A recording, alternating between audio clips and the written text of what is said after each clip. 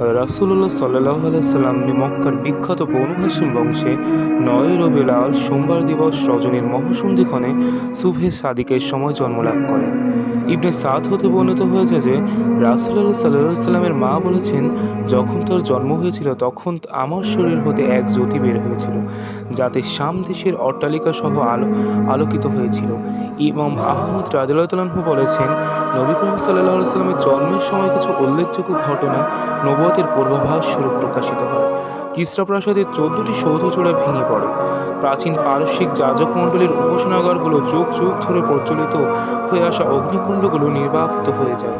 বাহিরা পাদ্রীগণের সরগম গির্জাগুলো নিস্তেজ ও নিষ্প্রভ হয়ে পড়ে। সন্তান ভূমিষ্ঠ হওয়ার পরপরই বিবি আমিনা আব্দুল মুত্তালিবের নিকট তার পুত্রের জন্মগ্রহণের শুভ সংবাদটি প্রেরণ করে।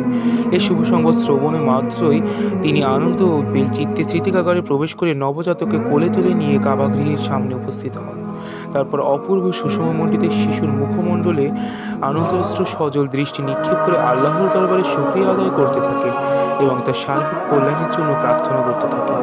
একান্ত আনন্দ মধুর এ মুহূর্তেই তিনি এটাও স্থির করে ফেলেন যে এই নবজাতকের নাম রাখা হবে মুহাম্মদ। আরববাসীগণের নামের তালিকায় এটা ছিল একটা অভিনব নাম।